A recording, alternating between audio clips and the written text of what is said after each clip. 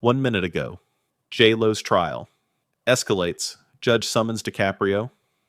An explosive, Diddy case twist.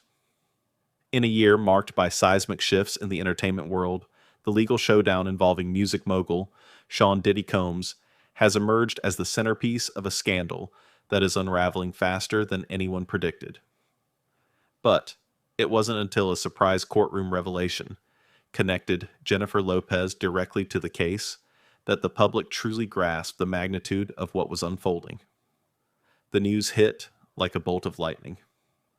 Jennifer Lopez, global pop icon actress and one-time partner of Diddy, had not only been called to testify, but was also confirmed to be a central figure in a connected legal matter.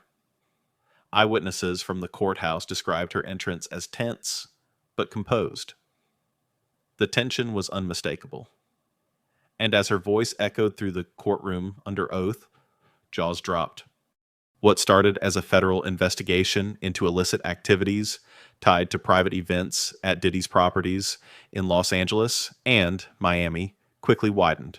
Investigators unearthed reports of a sprawling network of surveillance systems cameras hidden in plain sight, allegedly recording footage of well-known figures under circumstances that raise more than just ethical questions. But that wasn't the only twist.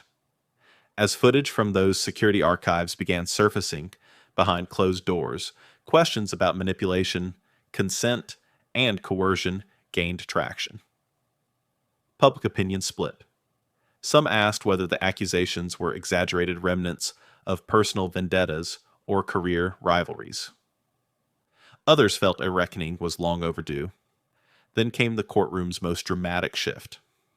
An unexpected witness was summoned, a Hollywood heavyweight whose name had until then remained far from controversy, Leonardo DiCaprio.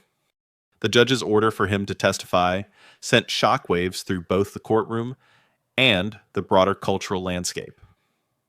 The media erupted. Speculation was immediate. Why Leonardo? What had he seen?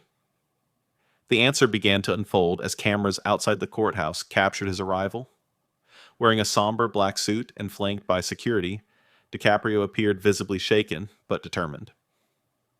His silence for years had been interpreted as detachment, but now it seemed it had been something else entirely: fear.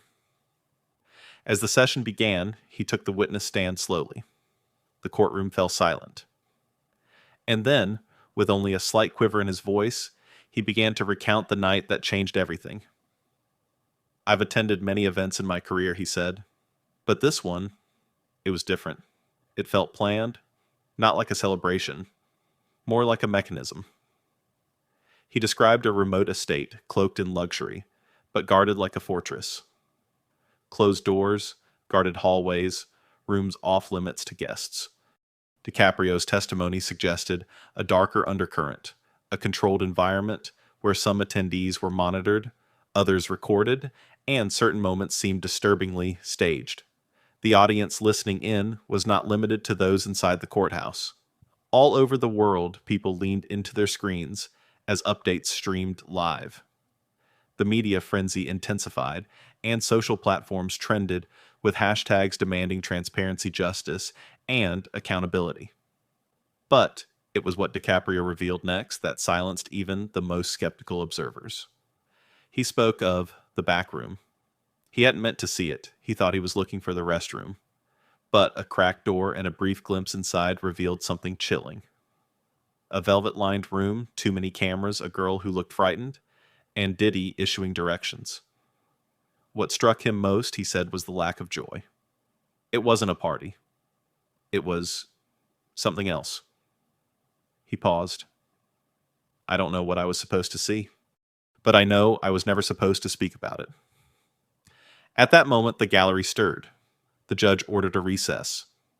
Outside commentators called it a game changer.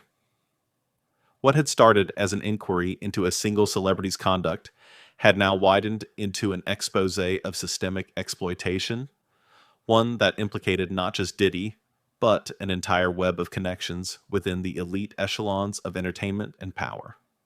And Jennifer Lopez. Her testimony had opened the door. But it was Leonardo DiCaprio who had stepped through it, eyes wide open. What came next would redefine the entire narrative.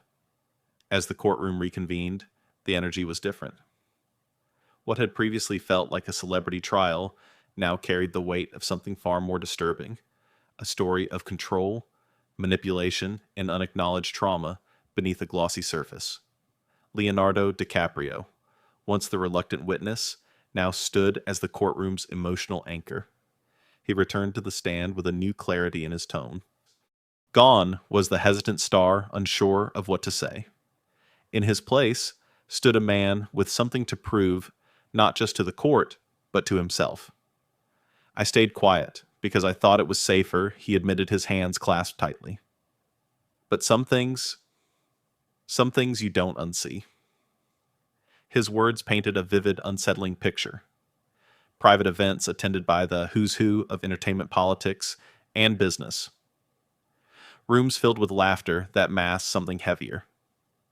Security personnel who didn't merely protect, they controlled.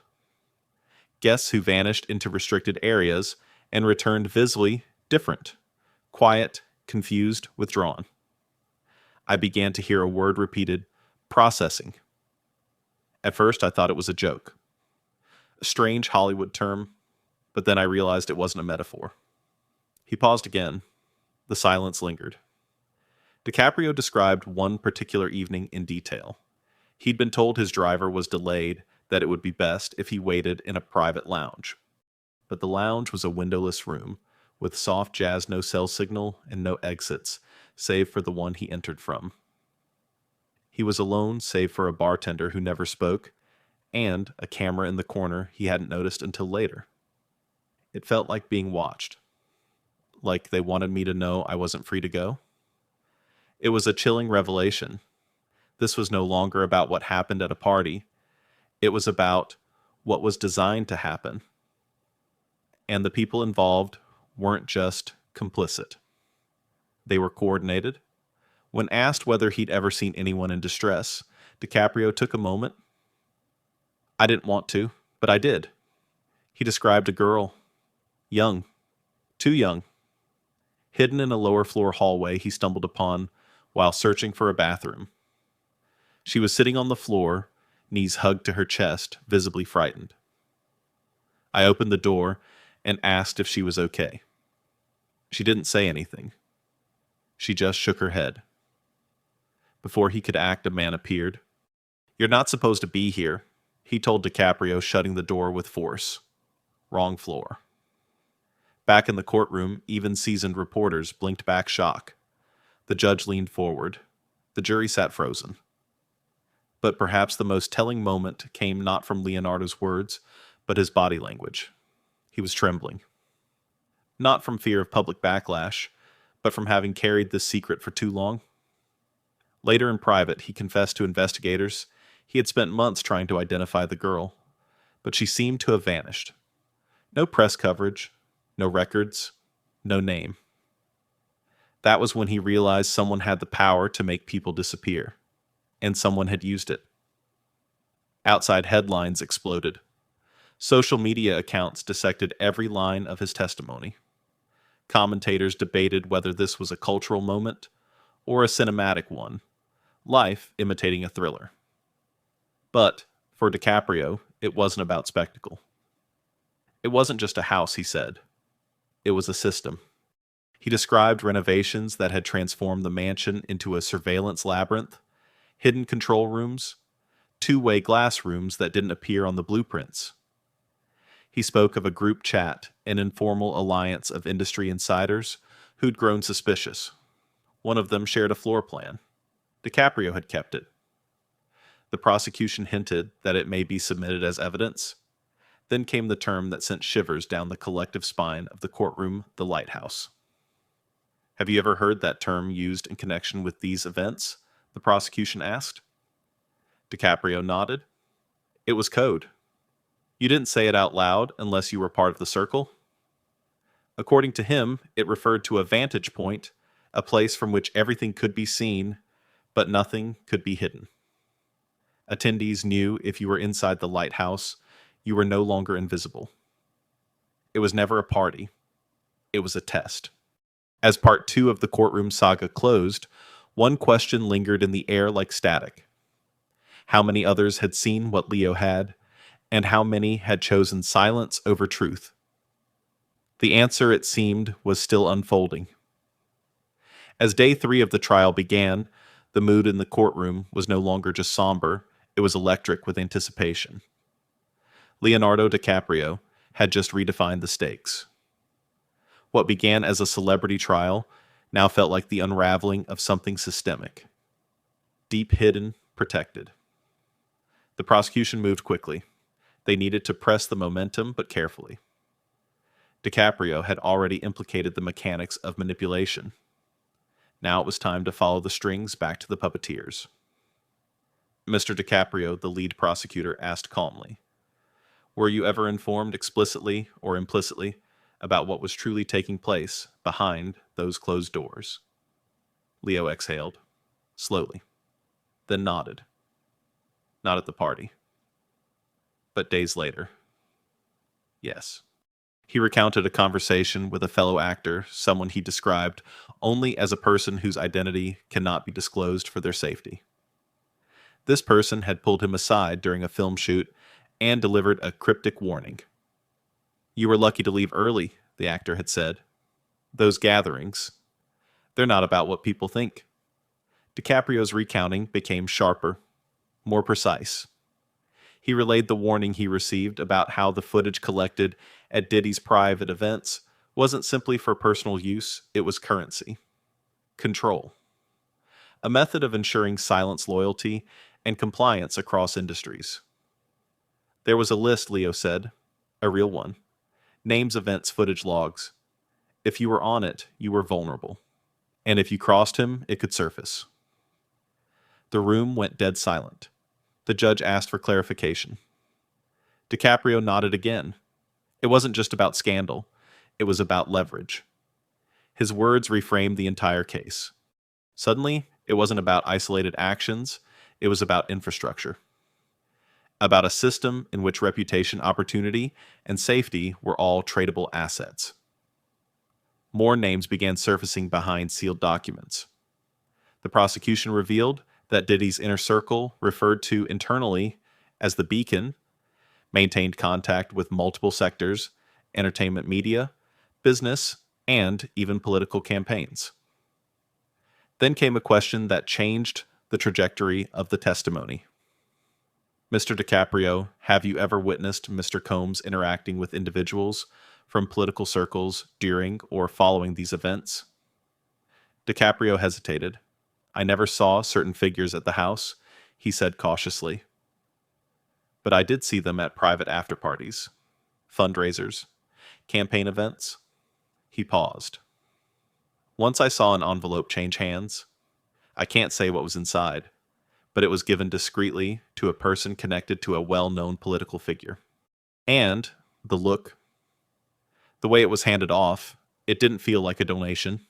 It felt like a message." He was asked if he could identify the recipient. DiCaprio refused to name the individual in open court, but provided the name under judicial seal. Outside the courthouse, the ripple effect was immediate. News outlets scrambled, analysts speculated. But it wasn't just about politics anymore. It was about how influence travels in silence. How alliances are forged not in speeches, but in shadows. The next revelation was equally explosive. DiCaprio had kept correspondence, messages, notes from people who'd attended the lighthouse and later experienced dramatic downturns in their careers. He cited patterns, projects that were greenlit and then suddenly pulled, endorsement deals evaporating, film roles disappearing with no explanation. "People would look at me differently," he said. "It was like they knew I'd seen behind the curtain, and for those who pushed back, they didn't vanish. But they were erased in another way. Forgotten. Removed from relevance. It wasn't only about punishment. It was about deterrence. Yet, amid the darkness, one thread of light emerged, and surprisingly, it led back to Jennifer Lopez. J-Lo was the first to walk away," DiCaprio said. "She may not have known everything back then, but she knew enough. She cut ties, and for a long time that protected her. This admission cast her role in a new light. Not merely a bystander, not simply a former flame, but someone who had once stood on the edge of the abyss and turned back. Her name never appeared on the list DiCaprio added. That wasn't an accident. She made sure of it. As the afternoon wound down, the courtroom shifted once more. The defense remained silent. Diddy's legal team exchanged glances, their strategies clearly fraying. For the first time, the empire of influence that once seemed untouchable now showed its fractures. But it wasn't over yet. The prosecution had one final line of questioning reserved for the next morning.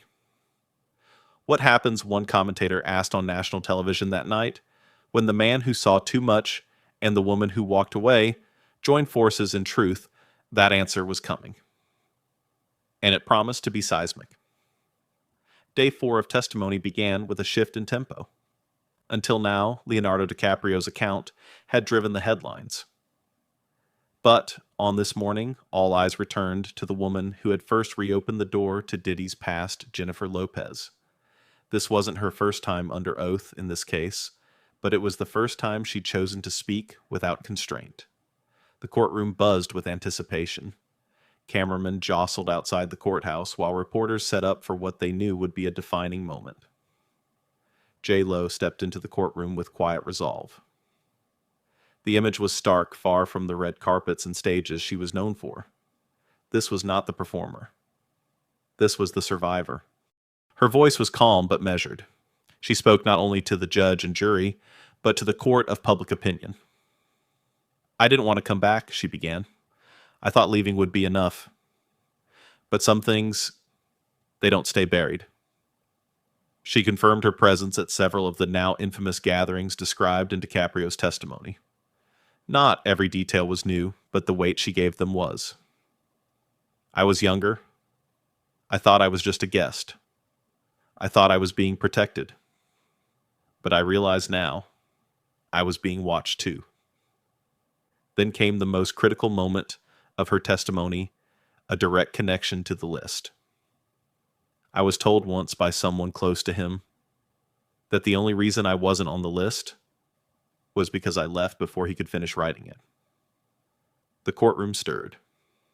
Diddy's expression remained unreadable, but his legal team leaned forward. The implication was clear. Lopez had been close.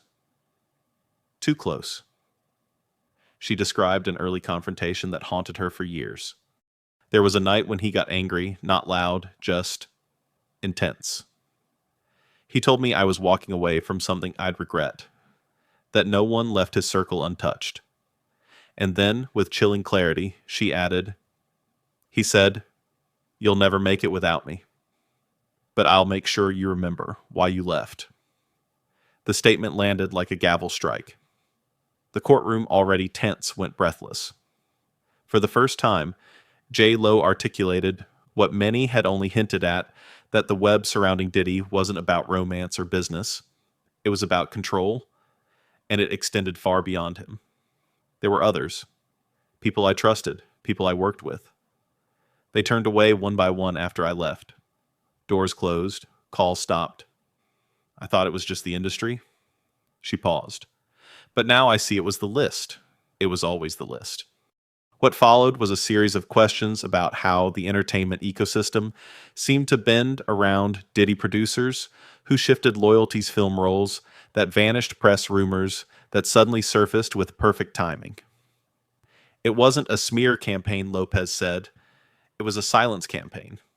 The judge granted a recess to process the emotional weight of her words.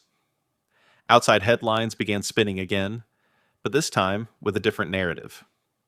J-Lo, once seen as tangential to the case, was now its moral center, a figure who had escaped the gravity of Diddy's world and returned to testify, not just against him, but for those who never could. Inside the courtroom, Leonardo DiCaprio sat quietly listening. When court resumed, the prosecutor asked a final question. "Ms. Lopez, why now? Why come forward in full?" J-Lo's reply was immediate. "Because someone has to be first. because others can't, and because silence isn't protection, it's participation. The room froze. It was the line that echoed across every screen, headline, and social media feed that evening. But the prosecution wasn't done. With J-Lo's account cemented and DiCaprio's testimony laying the groundwork, the final piece of the puzzle was ready to be introduced. Evidence. And it came not in the form of documents, but in blueprints. The court prepared for Part 5 not just the culmination of testimony, but the exposure of the very architecture behind the empire. And for the first time, the system that protected power looked vulnerable. The final day of testimony began not with words, but with walls. Projected across the courtroom was a set of architectural blueprints, not of a public venue, not of a film set, but of Diddy's Los Angeles estate, the site of so many whispered rumors, and the location Leonardo DiCaprio had called a system disguised as a party. The documents had been authenticated, the additions approved under a series of shell companies. Hallways unmarked on original permits, reinforced sublevels, concealed camera routes. A prosecution expert stepped forward. These were not renovations for comfort, the expert stated. These were modifications for monitoring and isolation. The gallery sat in stunned silence. Every corridor on the plan told a story. Rooms built for observation, not entertainment. Tinted glass. One-way surveillance. Soundproof compartments. This was no longer hearsay. This was infrastructure. Leonardo DiCaprio's earlier claims about hidden doors, back rooms, and forbidden zones were now matched line for line by blueprints that mapped them out exactly. And more than that, they confirmed the darkest assumption that these spaces were not accidental, but intentional. They built a house to watch people, the expert said, and to hide what they saw. As the evidence was displayed, the prosecution returned to DiCaprio and Lopez, not for new testimony, but for reaction.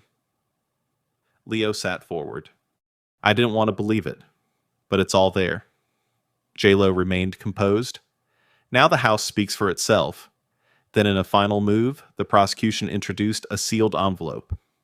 Inside, copies of messages taken from an anonymous tip correspondence from an unnamed assistant in Diddy's circle.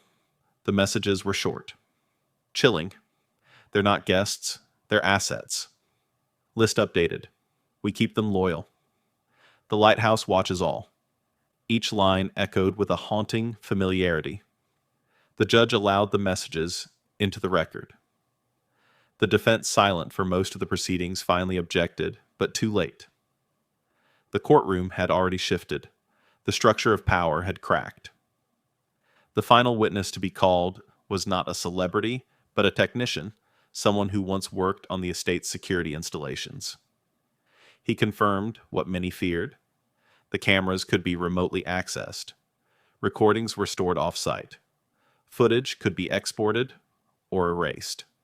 And then one last bombshell. The technician had backed up a single file.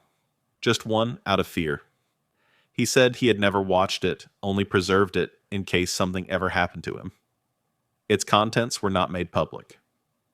But the prosecution confirmed it corroborated DiCaprio's story, time-coded footage of the hallway, the girl and the man shutting the door.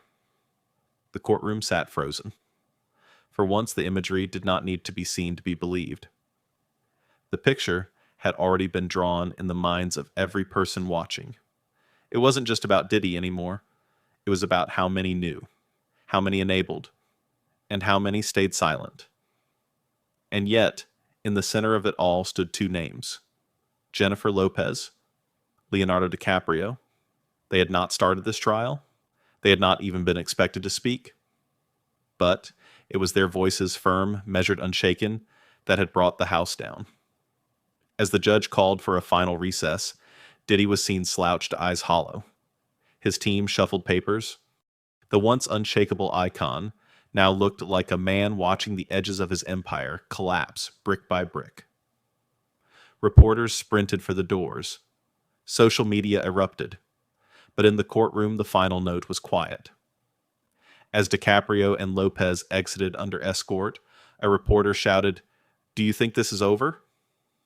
Neither answered, but their silence in this moment said everything. This wasn't just the close of a trial. It was the end of an era and the beginning of accountability.